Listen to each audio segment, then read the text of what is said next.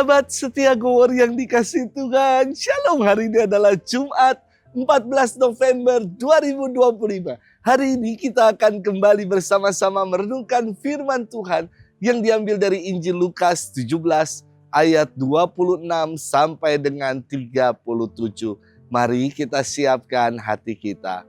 Haleluya, haleluya, haleluya. Angkatlah mukamu, sebab penyelamatanmu sudah dekat. Haleluya, haleluya, haleluya. Tuhan bersamamu dan bersama rohmu.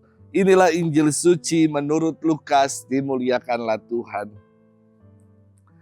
Pada suatu ketika Yesus bersabda kepada murid-muridnya, sebagaimana hanya pada zaman Nuh, demikian pula kelak pada hari Anak Manusia.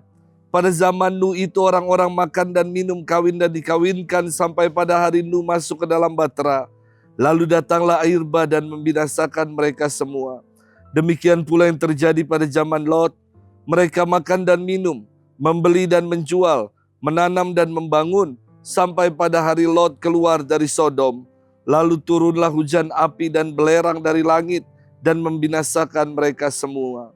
Demikianlah halnya kelak pada hari Anak Manusia menyatakan diri. Pada hari itu, barang siapa sedang ada di peranginan di atas rumah, janganlah ia turun untuk mengambil barang di dalam rumah. Demikian pula yang sedang berada di ladang, janganlah ia pulang.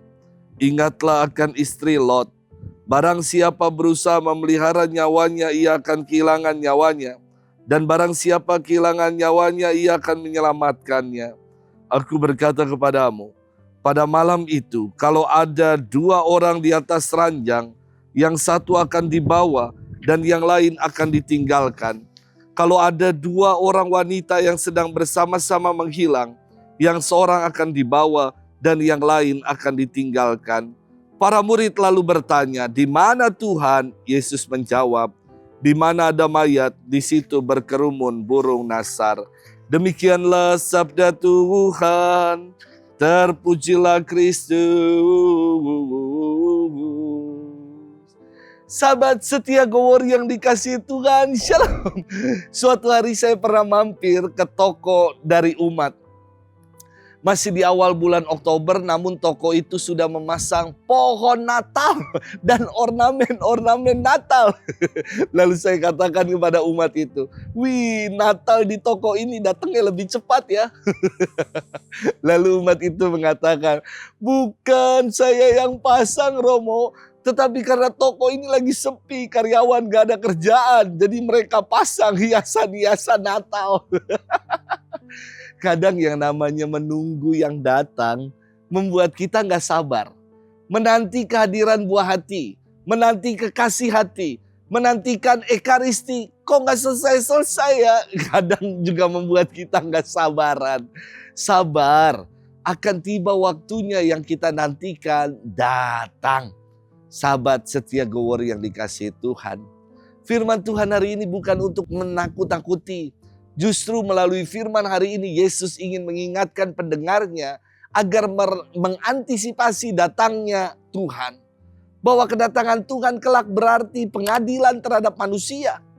Ia menggambarkan pengadilan itu dengan mengisahkan kisah pengadilan lampau yang diketahui oleh orang-orang Yahudi tentang air bah pada zaman Nuh dan kehancuran kota Sodom dan Gomora pada masa Lot. Orang Yahudi pasti tahu dan mengerti mengenai dua kisah populer ini. Melalui sabda Tuhan ini, Yesus ingin mengingatkan kita untuk berjaga-jaga dan mempersiapkan datangnya pengadilan itu. Jangan sampai kita lebih mencintai diri sendiri dan melekat pada keduniawian. Kita diajak untuk mempersiapkan datangnya hari Tuhan yang tidak kita sangka-sangka dengan memupuk dan mengumpulkan harta di surga, yakni menaburkan kasih dan kebaikan dalam hidup.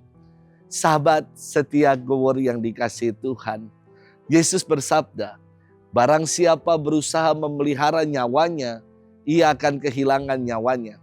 Dan barang siapa kehilangan nyawanya, ia akan menyelamatkannya. Nyawa merupakan anugerah yang dikaruniakan Allah kepada manusia. Namun anugerah dan karunia yang menjadikan manusia hidup kerap tidak dipertanggungjawabkan. Manusia lalai, abai, dan hanyut pada kesenangan-kesenangan semata. Inilah yang dikritik Tuhan. Yakni barang siapa yang memelihara hidup demi kesenangan, ia akan binasa. Tetapi orang yang hidup terarah pada Kristus, maka akan dikaruniakan keselamatan. Sahabat setia Gowor yang dikasihi Tuhan, tidak tahu kapan Yesus datang kembali. Melalui sabda ini kita sudah diingatkan untuk mempersiapkan diri, untuk mengantisipasi dan jangan sampai terbuai dalam kenikmatan-kenikmatan duniawi saja. Sudahkah kita mengarahkan hidup kita pada Tuhan? Selamat bermenung, Tuhan memberkati kita selalu. Bapa dan Putra dan Roh Kudus. Amin.